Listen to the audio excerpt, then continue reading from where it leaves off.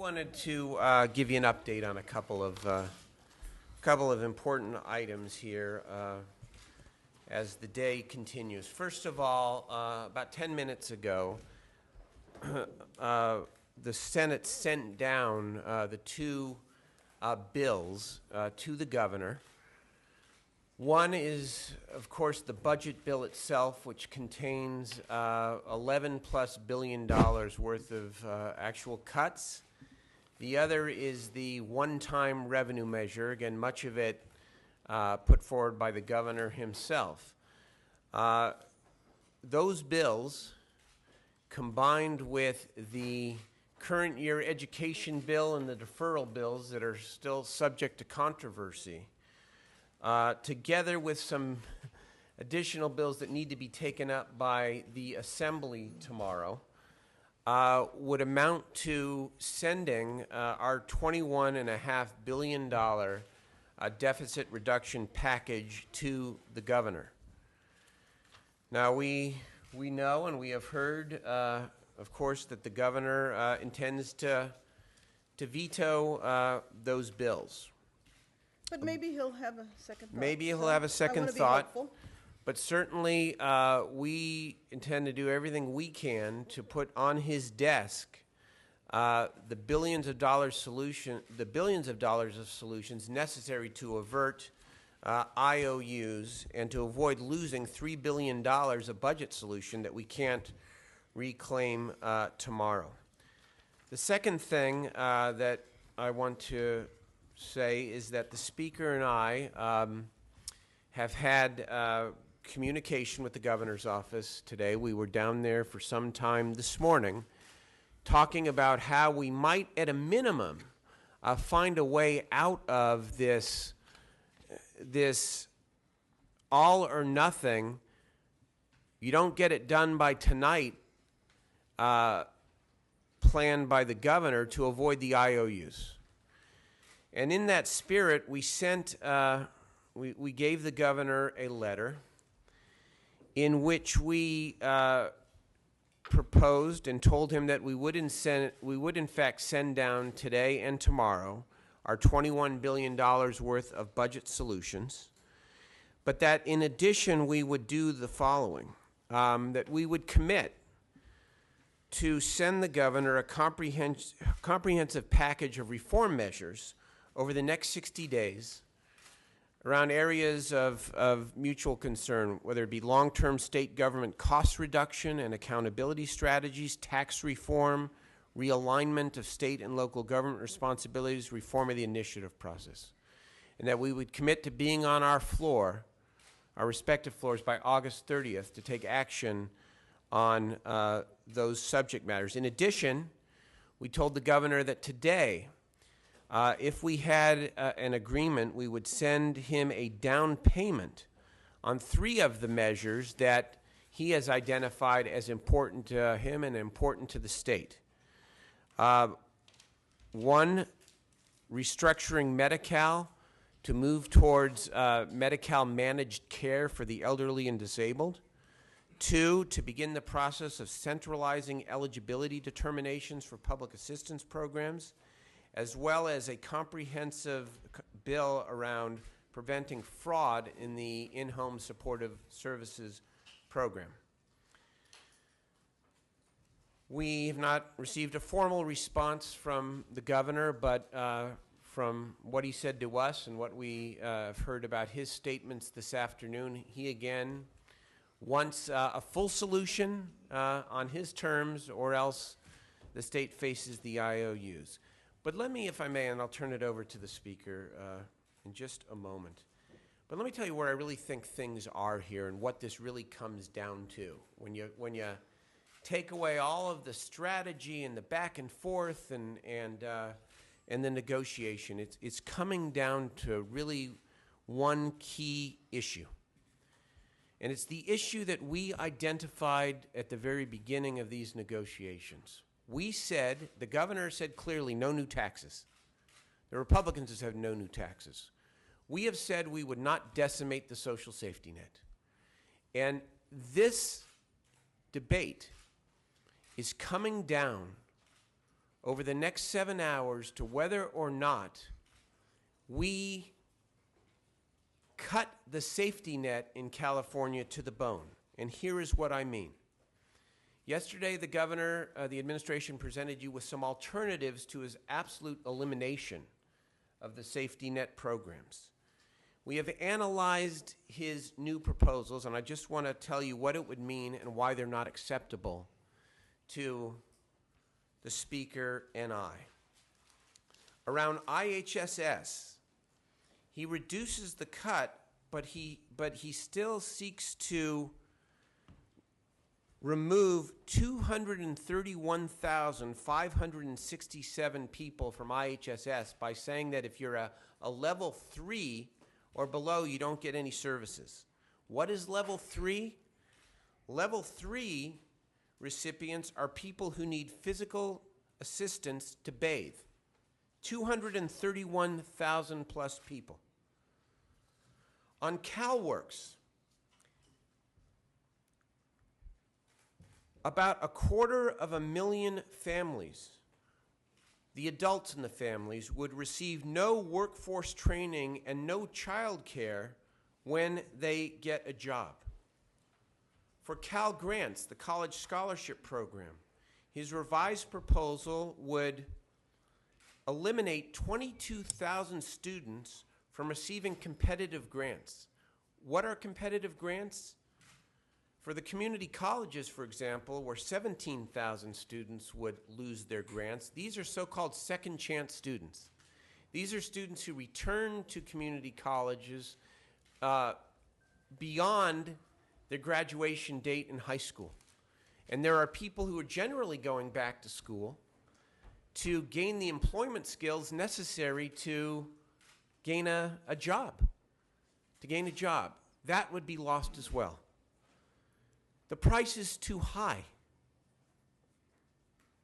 especially when there are other options. We have said to the governor we can get to $24 billion even without taxes, but not by doing this. Speaker Bass? Well, let me just pick up right from there. The pro tem just said that we could get to our solution of this problem without taxes, and so the bills that we are sending down today do not include taxes. He has said he didn't want taxes. We're not including taxes. He has said he doesn't want a partial solution. We don't want a partial solution either. We want the whole solution. We would love to do that with 2/3 vote. If we can't do it with 2/3 vote, we can do it with majority vote. So if we get the signature and the votes in the Senate on the 3 bills, and remember, the 3 bills that we're arguing about, the 3 bills that need to be signed by tonight at midnight are his proposals. They're not our proposals. They're his proposals. So we want the Republicans to vote, and we want him to sign his own proposals. If he signs those proposals along with our majority vote bills, we have solved the problem. Not in the way that we would like to. If it was 2/3, everything would go into effect immediately, but we still solve the problem and we prevent the IOUs.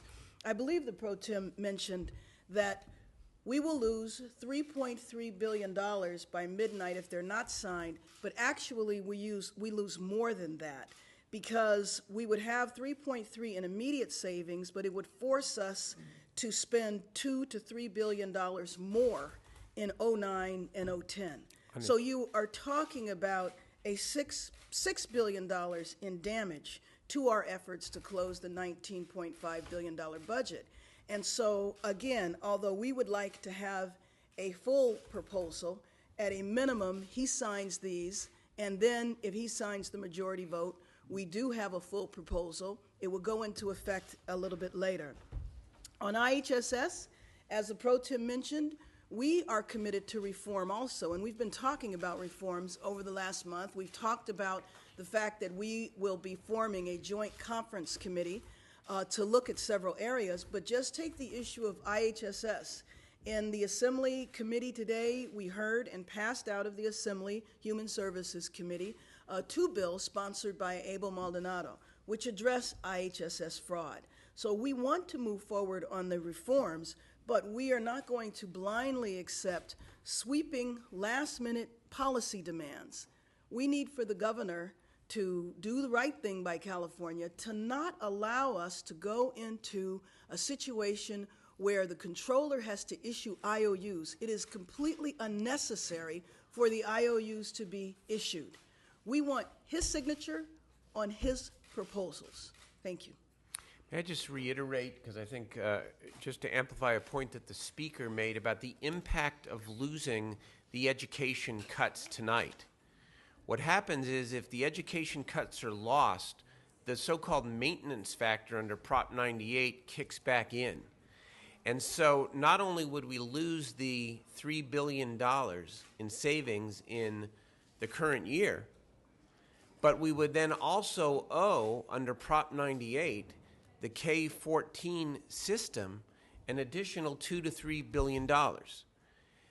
And that's not only as the result of losing the education, but also the redevelopment piece of the bills that are currently on the Senate floor. So this is, as the speaker said, this is a $5 to $6 billion swing that is completely unnecessary, because, as I said to the governor today, if you sign the 3 bills, you don't lose your ability to negotiate the rest of the budget. What have you lost? We still have a $20+ billion budget hole to fill. So, And we can fill a lot of that through our majority vote solutions. correct. Can you specify, because one of the revenues that you're sending down, they aren't the tax increase, so they're not the oil, and they're not the... No. They're all of the governor's one-time solutions, in addition to the 2 that the conference committee added, which is the paycheck deferral and the independent contractor withholding. And are you doing the Prop 1A borrowing? No, that's not part of this. Prop 1A borrowing is 2/3 vote. It's a 2/3 vote, correct. Senator, if the governor were to agree to go along with at least the $3 billion, do you think that would Republicans, 2 Republicans in the Senate be there? Yes, I believe if he's there, the 2 Republicans in the Senate will be there. Tell me why you think We know it. And we're not going to tell you. We know what we know. Yes, I mean, they are respecting the governor's Right. wishes on that particular point. And if the governor Releases them. were to agree to continue our negotiations in good faith, then we would have the Republican votes in the Senate. The governor said pretty much what you described, an all or nothing approach. He wants the whole thing solved today. Is there any chance the whole thing is solved today? Well, yes. The way he defines it. Well, not in the, Where do I sign? Yeah. No. I mean, because again, I want to illustrate the difference. This isn't, nobody is playing a game here or politics. It really does come down to the essential difference that I described earlier. And that is the governor wants to make significantly more cuts in the health and human services area than we believe is right. And again, I don't want to talk about the programs. Talk about the people. 22,000 students, second chance students, lose scholarships. 231,000 plus elderly and disabled people who need physical assistance to bathe lose their services. 250,000 families, the adults receive no workforce training to get back into the workforce. That's what we're talking about here. That's the only thing, there are other things, but that's the fundamental issue that separates us. And yes, we're hanging on and struggling and fighting for those people, especially when there are other ways to get to 24 that don't involve taxes. Senator, you haven't mentioned healthy families in the governor. Oh, I'm sorry. Proposal. He did. About to cut an extra $7 million. Yeah, I should have mentioned that. I'm sorry. Let's talk about the impact of that one. Essentially, his proposal is to take healthy families down from 250% above poverty to 200% of poverty in terms of eligibility. The cumulative impact of the governor's proposal would be 225,000 kids who currently have health insurance not having health insurance. That's worth fighting for, especially when there's another way. And you know, just to reiterate, the plan that we have is a responsible plan. The plan that we have it is the entire package. So the three bills that the governor, that are his proposals, that help prevent the IOUs, along with our majority vote solutions, take us 90% of the way to where the governor wants to be. And it's a question of how big is the reserve. It's not a question of the cuts. We were able to make the cuts, we just do it differently. And he told us early on, if we could show how it could be done differently, then he would be open to that. Okay, so you said, okay, the taxes are out, the Healthy Families, the IHSS, the Cal grants are out, but you have a We do cuts to each area. Can you generalize, say, what some of the elements of your other way is that achieves the cuts without gutting the safety net, as you put it? We obviously don't cut as deeply, so it's not a question that we have a different way. We didn't cut as deeply as he did, but we were able to find savings in other ways. And remember now, it's not just a matter of the cuts with the governor, it's also a matter of the reforms and sweeping areas of public policy that he would like for us to adopt overnight that we're not able to. We are willing to talk to the administration about the local government piece. Leave it at that. Senator, you're saying that a complete solution can't be forged tonight. Is the focus then for the rest of the night for you two on speaking with the governor about doing this stopgap measure, if you will? Well, certainly a drafted $24 billion solution cannot be done by midnight tonight, but we are still willing to work on a framework agreement, absolutely.